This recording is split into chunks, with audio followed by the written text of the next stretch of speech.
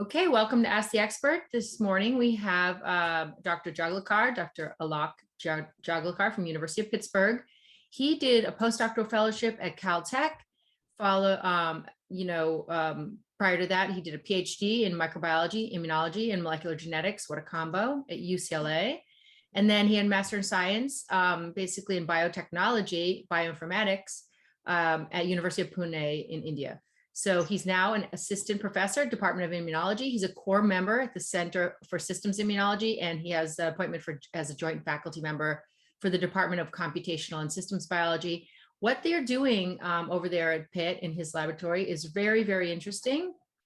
Today's talk will be about T-cell antigen discovery in type 1 diabetes. And they have really made significant progress in the area of T-cell antigen discovery.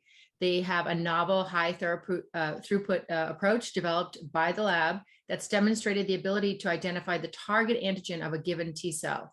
So they're proposing to use the platform to address major questions in immunology, such as like, what's the breadth of the T cell response in a given disease? How did the antigenic landscapes of T cell responses evolve over time? And what's the fundamental mechanistic basis of antigen recognition by TCRs? These are huge questions and all pertaining to type 1 diabetes. Welcome, Alok, and thank you so much for joining us. Thank you very much. I'm very delighted to be here, and thanks for the invitation and the opportunity to share some of our work that sort of focused on a very specific question in type 1 diabetes. And before going into the actual work, what I would mention is that this work is funded by the Human Islet Research Network and NIDDK, as well as the DKNet pilot program in Bioinformatics Awards. And together, these two funding sources have been crucial for us to really bridge this gap between experimental and computational approaches and bring them together to perform this sort of a research. Yeah, absolutely. Those two entities, HERN and DKNet, have been really just really pushing the ball forward, especially for early career scientists, to really get them, to the resources and the work and accelerate the work that they're doing. Yeah, absolutely. All right, so let's dive right into it. Right. All right. Right. So I'm gonna give a quick sort of an introduction to the immune system, and I'm to sort of bring everyone on the same page. So our immune system acts sort of as the protector of the realm for us. On a daily basis, our body is challenged with lots of different threats, bacteria, viruses, parasites, and the immune system has developed several ways to combat them. So for example, the immune system has physical barriers that will keep these pathogens away. Immune system also has these large-scale sort of non-specific responses, such as the complement system. But it also has very precise responses that are mediated by the adaptive immune system that allows it to look at threats in a very antigen-specific manner. Like I said, one of the key properties of the immune system, particularly the adaptive immune system, which is highly antigen-specific, is its ability to distinguish what's self and what's non-self. So it can react to external versus internal antigens differently, and it does that through primarily two different cell types, T cells and B cells, and T cells are what our work focuses on. So T cells, as I mentioned, are highly antigen specific, and the way they obtain this antigen or attain this antigen specificity is using their surface T cell receptor. And T cell receptors recognize peptide epitopes that are presented on MHC, or major histocompatibility complex molecules. And the recognition between or recognition by a T cell of an epitope is absolutely critical for dictating its function. And In turn, the MHC complexes sort of sample a cellular proteome, either intracellular or extracellular proteome, and present that to T cells. So T cells are always sort of scanning this proteome and identifying whether something is foreign or not. So as you can imagine, there's an enormous number of molecules that are seen by T cells at any given time. So how do T cells actually respond specifically to this repertoire?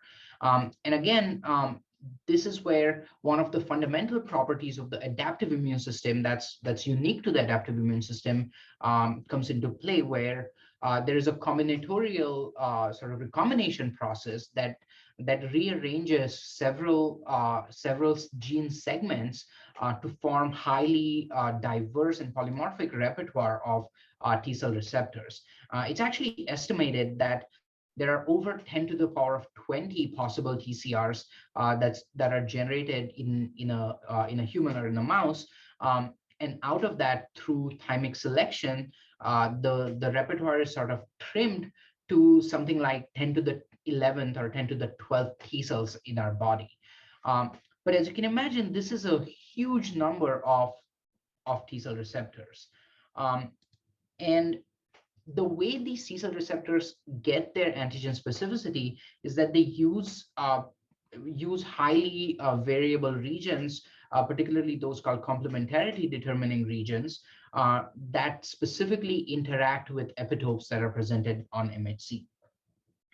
And you can define a given T cell based on its sequence, particularly from its CDR 1, 2, and 3 regions, as well as V beta families.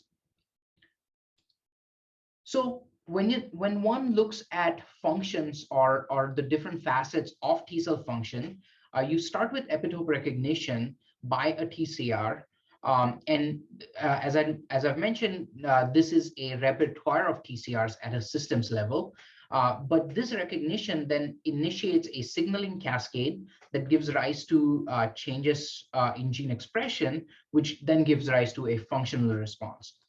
While a lot of these different aspects have been studied quite well, one of the relatively understudied aspects of T cell function is actually what's the recognition or what's the cognate epitope that a given T cell is recognizing. Can I just ask you right here, what is there a library that exists or a repository for the cognate epitope, repertoire? Yeah, that's a great question. And there are several repositories that one can refer to. And they, depending on the data that people have deposited in these, the amount of information that's available changes. But one of the most commonly used repositories is the IEDB resource, on which you can actually search for specific antigens, and you would get TCR sequences, either just alpha or alpha and beta, or just beta, that are specific for that given antigen. In addition to that, VDJDB is an excellent resource in which TCRs, particularly their antigen specificities and sequences, are deposited, and the amount of data that are being generated in this arena is really staggeringly huge, and we're on a daily basis getting more and more sequences. So there's definitely a need for a more sort of centralized or more curated repository of these. Because those databases repositories you just brought up, those are not specific to type 1 diabetes or even to autoimmunity. They're sort of like, a vast sea of information, right? So scientists who are interested in type 1 have to kind of wade into it and, check it out as they go. But yeah, absolutely. Yeah, I think it's so interesting. And, it'll be and I guess I would also ask, are these data, standardized, harmonized? I mean, that's one of the biggest problems, correct? Right. And so, right. So for people who are specifically interested in type 1 diabetes, there's no such readily available data set that's that's focused on a particular disease. And largely because of that, there is a lack of sort of standardization. I mean, there are approaches that people have developed for the standardization, but on the large, the data are sort of fragmented and distributed, and largely sort of group specific rather than being available to the community at large. Yeah. Okay. Well, there's work to be done there. Yep. Thanks Absolutely. for that answer. Yeah. All right. So one of the and this is a perfect segue for the next slide, where we can one of the ways to study TCR repertoires is actually sequencing the TCR data sets, and this can be done using various approaches, but more recently, single-cell RNA-seq approaches are being developed to really interrogate the repertoire.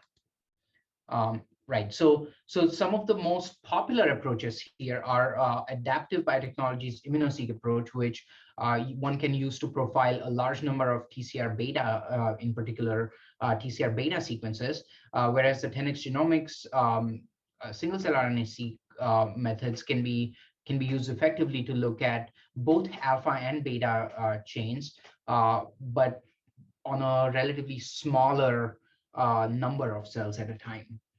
But together, these techniques give us a wealth of information that we can use to then probe what they're recognizing. Right. So the big question in the field, and this is what my lab works on, is how do you go from having a sequence of a TCR to knowing what it's specific to?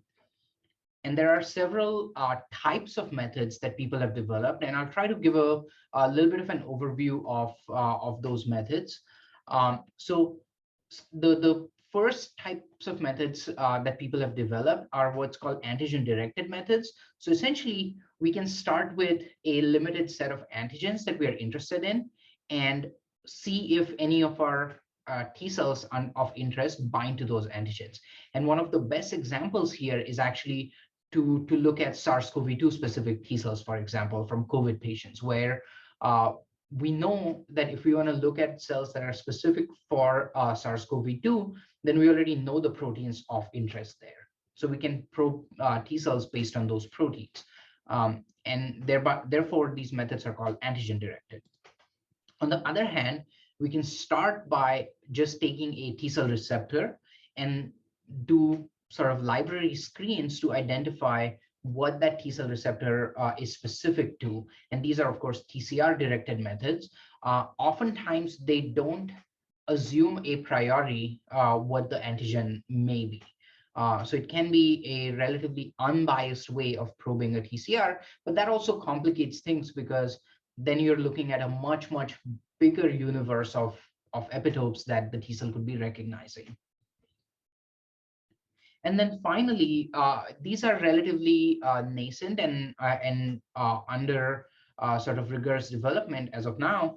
And these are computational methods where the ultimate goal would just be to take a sequence and predict what it's binding purely based on the sequence. We're of course not quite there yet, but there's definitely tools that have moved us along to a place where we can see this as a very realistic goal over the next hopefully 10 to 20 years. That kind of reminds me a little bit of AlphaFold, right? I mean, you have and then maybe you would offer it to the community for gamification. Right. Right. Yeah. Right. But and that's a great idea. And I think one of the reasons for AlphaFold being as a fantastic a tool is the wealth of structures that are already resolved by people. Yeah. And I think that's the kind of foundation that the TCR peptide MHC field needs to be at. Right. That's with proteins, a lot of that work came from like crystallography and stuff like that. But here, these are not so easy to, crystallize, and X-ray crystallography I'm talking about. So, right. And you've got like two entities plus that, the middle part of the sandwich there. So it's kind of, it's almost like, how do you get that, as you said, the foundation of work in place? Right. Well, that's why we're in this business. Why you're here. Yeah, to Great. reach that foundation. But over the last few years, just the scale of known antigen-specific TCRs has exponentially grown, and that's definitely going to help us reach that point. Okay, so relatively quickly, the antigen-directed methods that I was talking about sort of start with a small number of peptides or proteins and look at whether given T cells either bind to those peptides or elicit a response when stimulated with those peptides. And some of the best known techniques here are ELISAs or ELISpots, as well as peptide MHC tetramers that are quite commonly used for studying T cell responses in various contexts.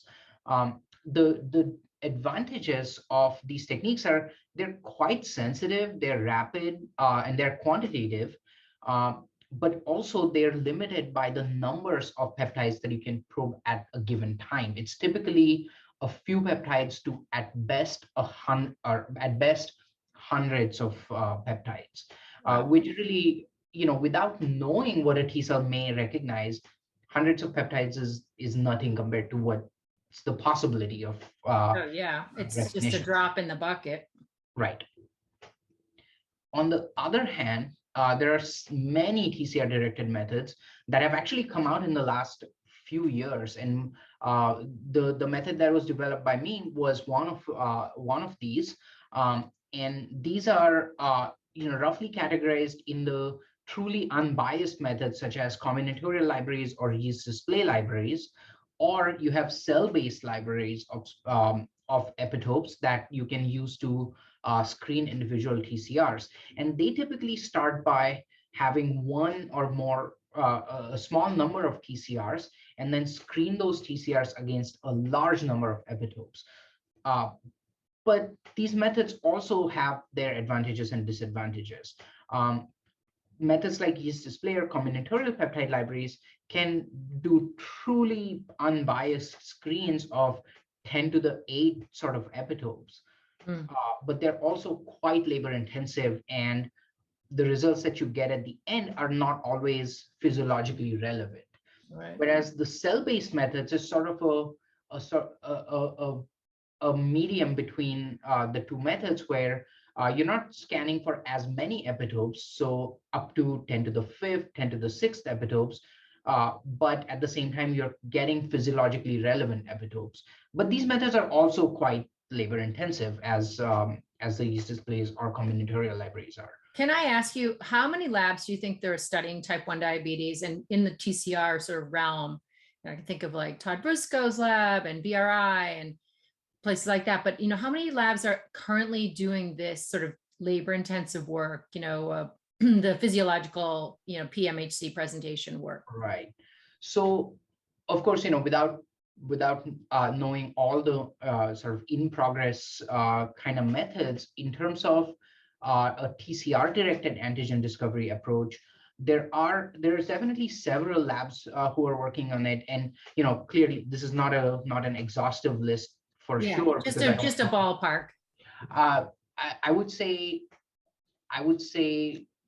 less than 20 labs are maybe doing a TCR directed approach.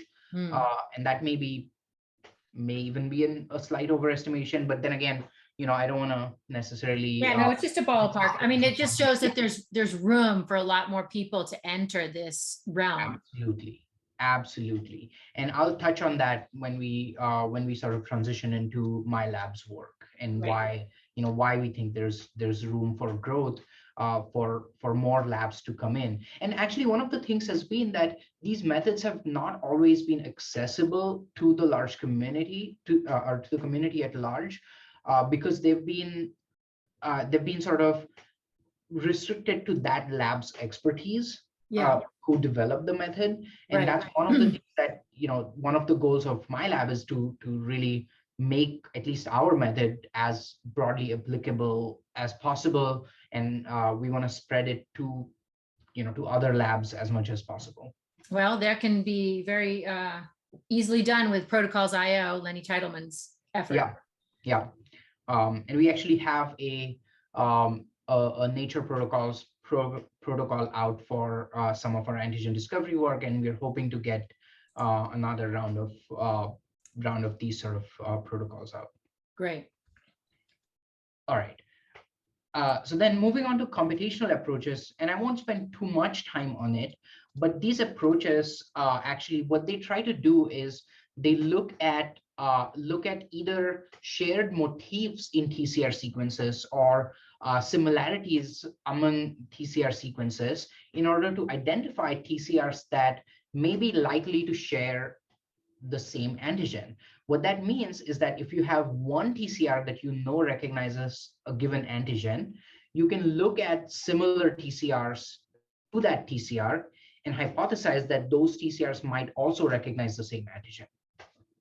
And based on that, you can use some discriminators in order to distinguish repertoires between disease states, for example. And this has been very, very well utilized as examples in the tumor immunology field, where one can distinguish cancer patients versus healthy controls based on TCR repertoires. Yeah, and in neuro, right? Also in neuro. Right. So you've got some roadmaps there about how it can be done. Right, absolutely. And in fact, there's now an approved test to look at T cell specific for SARS-CoV-2, where one can know just based on T cell sequences where someone has gotten infected with SARS-CoV-2 or not. Yeah, that's great. A sense of urgency there, right? Drove the work faster. Right, absolutely. Right. So, when you look at sort of these methods, one of the things to really understand is, which method is right for a given lab. And right off the top, I'm going to say that computational methods are not quite there, particularly in terms of autoimmune diseases. And one of the goals for us is to make these methods robust enough so that you should be able to predict repertoires or repertoire properties just based on TCR sequences. Right. And we have a review in Nature Methods that was published a couple of years ago that sort of details all these different methods.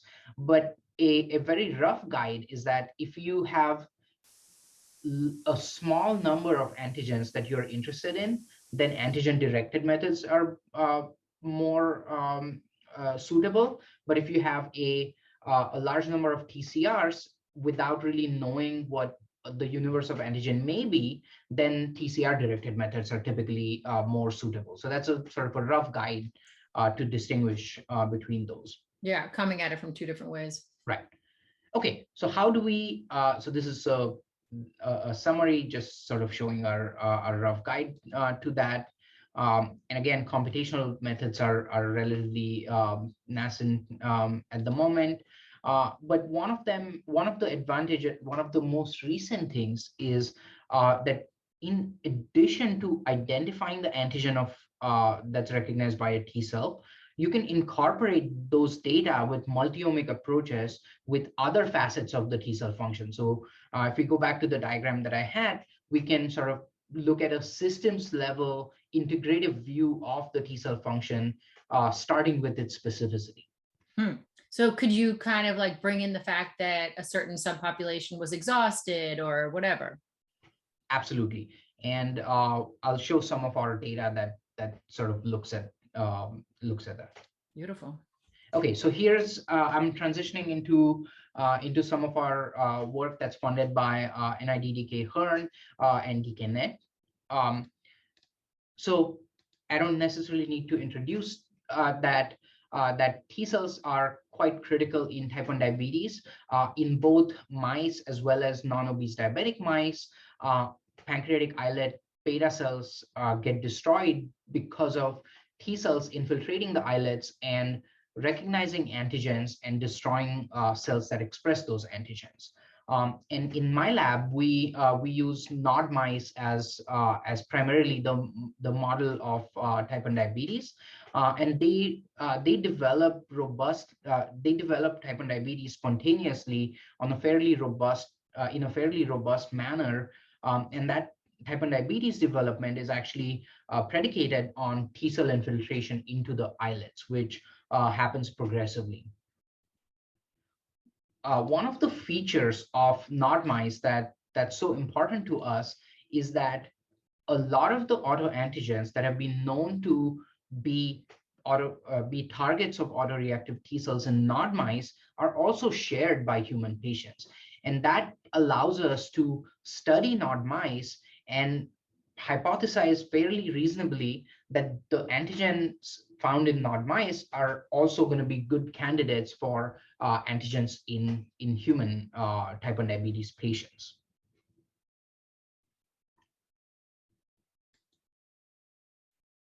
Right.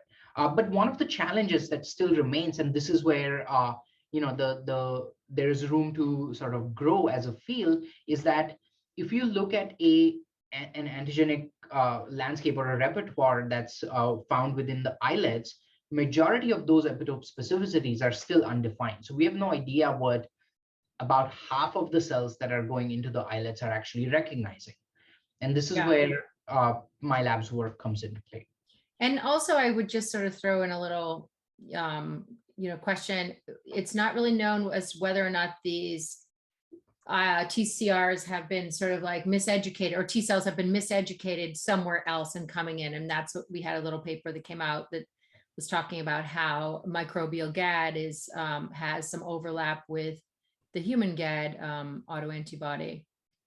Yeah, no, absolutely. That's a great point. And one of the things that is a challenge is that without knowing the antigen of the T cell, it's virtually impossible to say how or where that T cell may have sort of gotten miseducated, or where does the loss of tolerance to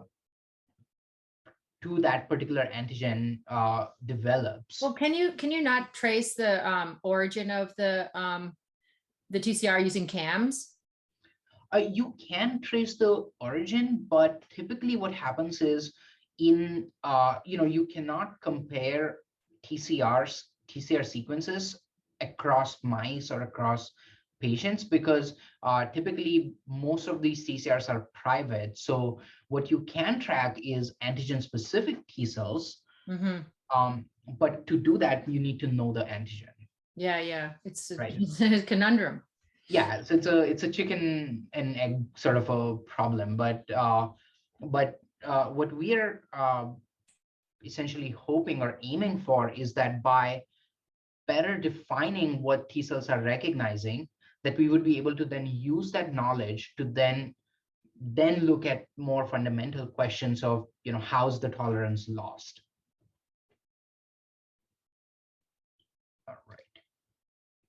Right. So our project essentially is that we start with T cell receptors that are derived from T cells that infiltrate pancreatic islets in NOD mice, and then simultaneously sort of profile the cells that are carrying these T cell receptors by single cell RNA sequencing, and then in parallel run antigen discovery using our method to identify the cognate epitope of those T cells.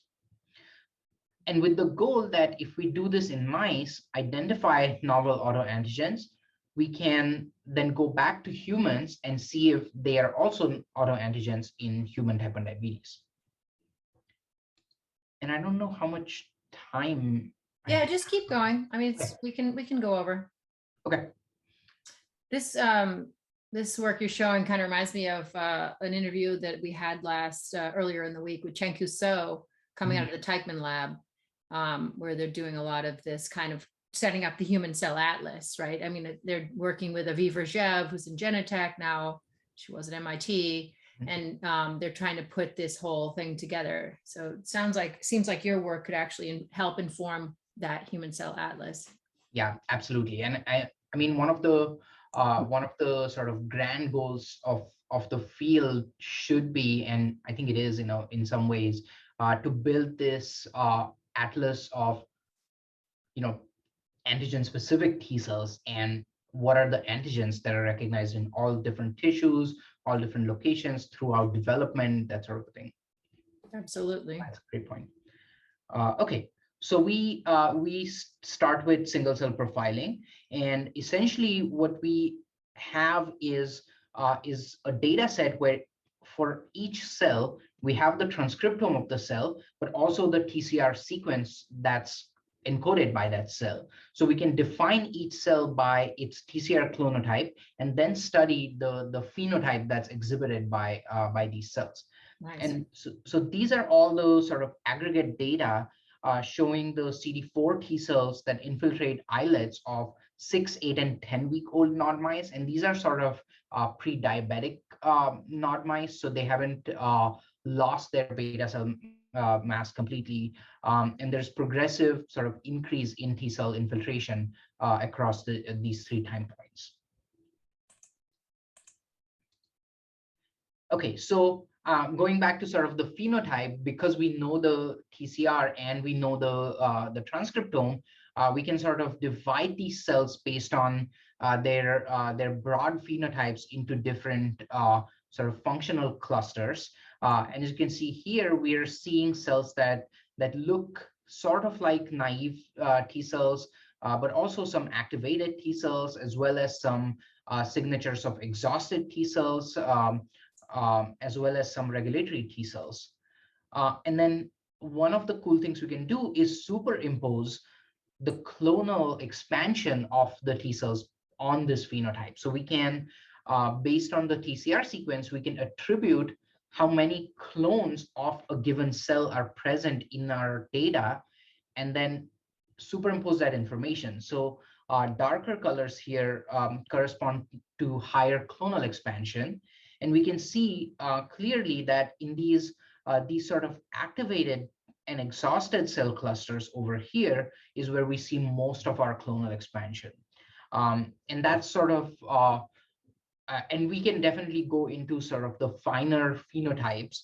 But for this project, what we are interested in is what are the targets of those cells. So to do that, what we can do is take some of the top TCR clonotypes in our data sets, and these fall sort of over here in these clusters across the 6, 10, 8, or 10-week-old mice, and just clone those TCRs and screen them for their epitopes. Nice. And to do that, we go back to our cell-based epitope discovery technique, which starts with a library of sort of reporter cells that have genetically encoded epitopes presented by them, and then using a homegrown method, we can screen this library against T cells that are under investigation. So in this case, the TCRs that are clonally expanded from our data set, and then identify which one of these library cells is recognized by a given T cell. And if we can do that, if we can discriminate between a true target of a given T cell versus a non-target or an irrelevant target, then we can sort those cells. And based on the fact that we are genetically encoding the epitope presented by those cells, we can sequence those cells and just identify what the epitope is. Yeah, very nice. Elegant. Thank you. And what allows us to do that is these constructs called SABRs, which stand for signaling and antigen presenting bifunctional receptors, which are essentially peptide MHC complexes, but they have a signaling domain attached to them.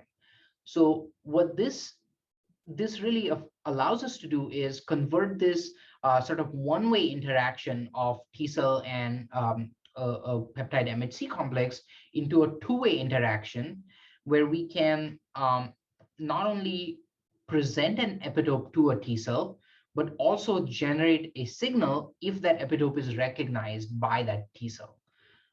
And the way we read out this interaction is using a using a reporter cell type called NFAT-GFP jerkats, which induce GFP if this epitope is recognized by a TCR. And these are just data showing a very well-known TCR that recognizes these two epitopes, whereas another well-known TCR that doesn't recognize these two epitopes. And you can see that if we look at GFP signal, we only get robust GFP signal when the correct combination of the TCR and peptide MHC is present, but not when irrelevant TCR peptide MHC combinations are present. Yeah, that's nice and clean. It's a strong signal. Thank you. Yeah. Yeah, the system works quite robustly. And sort of based on that, what we can do is build libraries in which we have these SABRs that encode for hundreds or thousands of epitopes. So in our library, we actually have about 4,000 epitopes that are encoded by these SABRs. And they're all type 1 diabetes relevant epitopes that are derived from published data sets. And actually, we use IEDB as one of our base resources to build this library.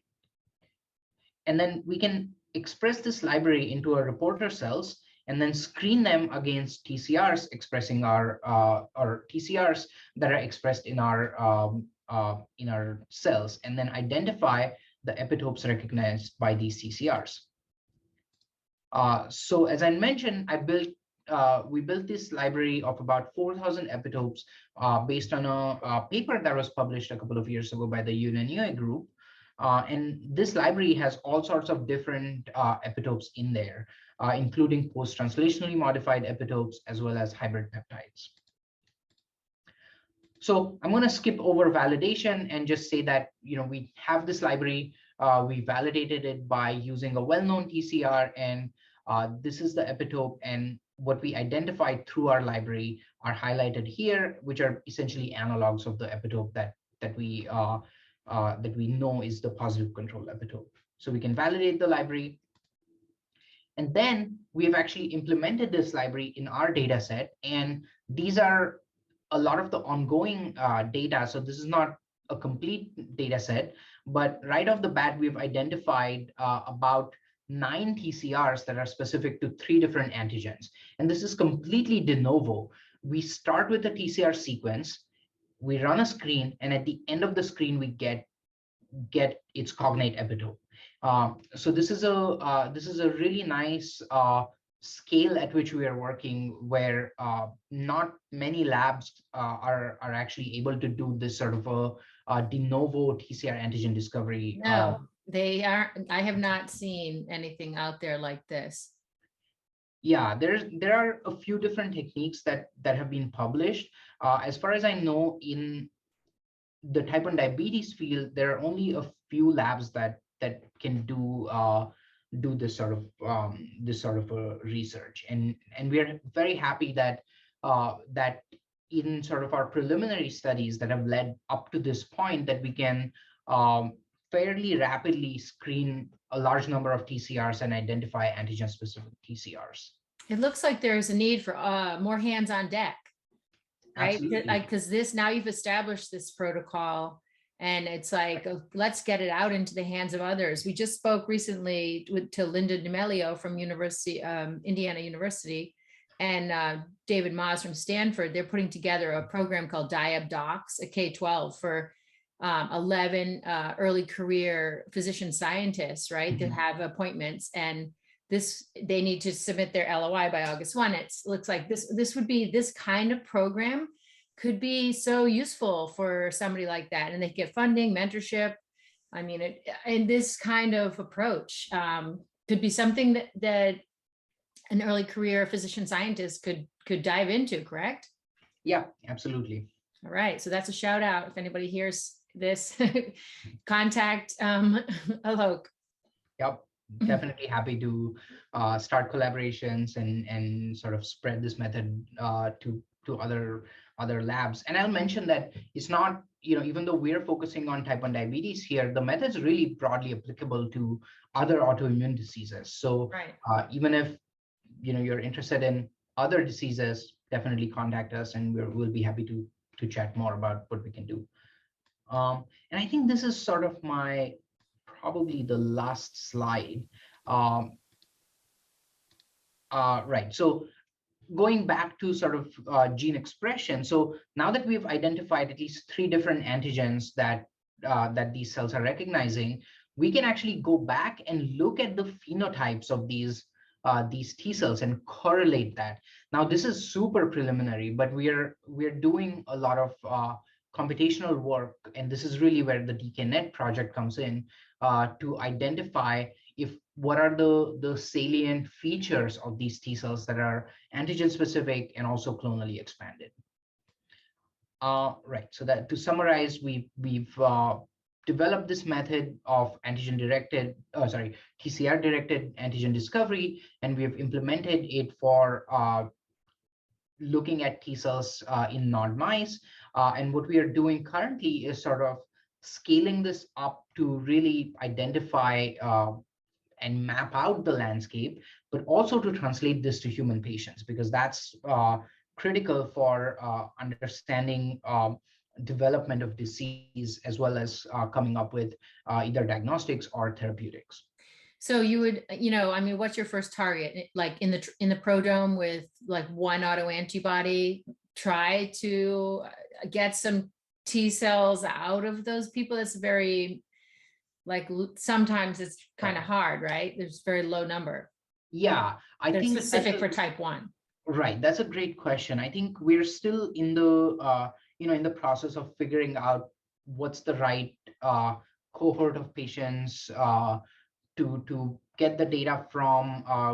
We're also in the process of forging and establishing several collaborations where we can get access to data that maybe have previously been obtained already and or published.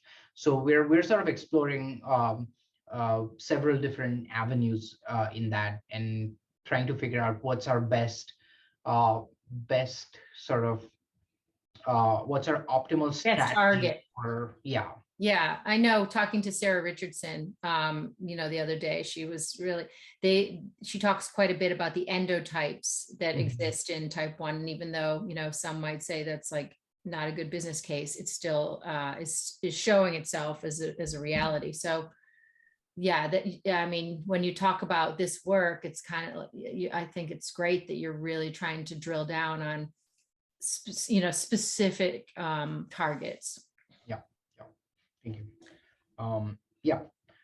And actually, finally, none of this would be possible without my lab members and my trainees, and a particular shout out to Paul Zdenek, who is a very talented, now almost third year PhD student in the lab, and he's done I would say majority of the work, along with very talented undergraduate students in the lab, as well as research technicians, and of course our collaborators like the Vignali lab here, Mark Anderson at UCSF, of course the members of Kern, as well as our several other collaborators, and finally people who give us the money to this work, and in the hopes of us translating it. It's fantastic. I wonder if anybody from the audience would like to ask a question, either in person or in chat. Just please unmute yourself. And then I guess I would also say, are you looking for postdocs right now? I think seems like everyone in the world is looking for postdocs right now. Yeah, so we're always on the lookout for talented trainees at sort of all levels to join us. So if you're a graduate student looking for a postdoc looking for a research scientist opportunity, an undergraduate who wants to join grad school, or even someone who's looking for a summer project, we're looking at all sorts of looking for people at all sorts of level to contribute to this, because clearly there's a lot of work to be done, and as you said, we need all hands on deck to progress this project.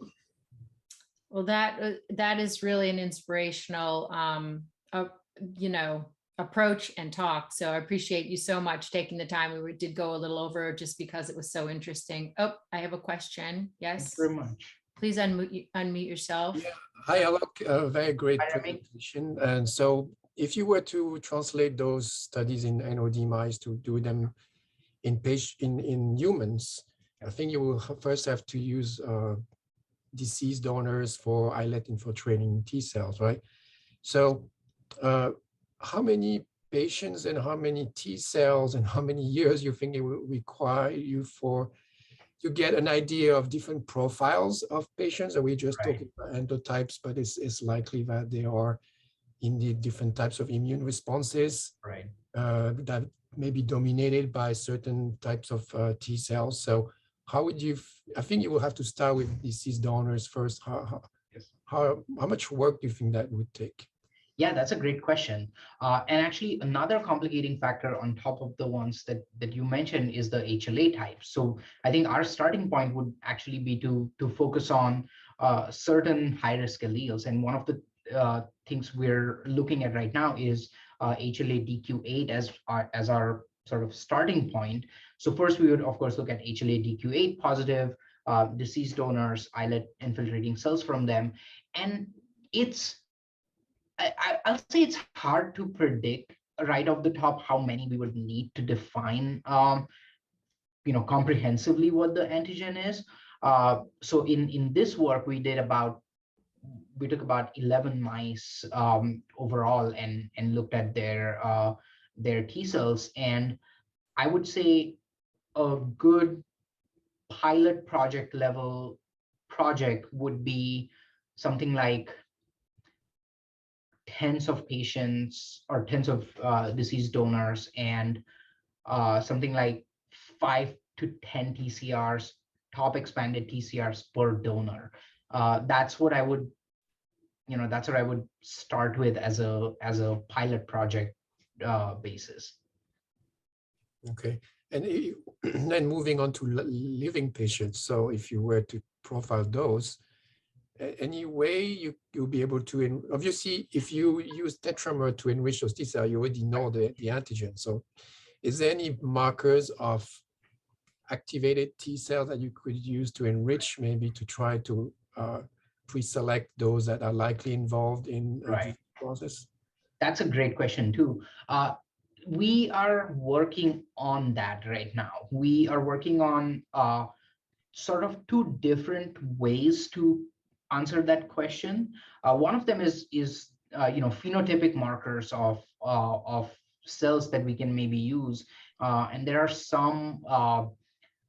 In our study, we've shown or we've seen a couple of different markers that may be associated with clonal expansion. We're also trying to figure out, how to best define that phenotype of the cells.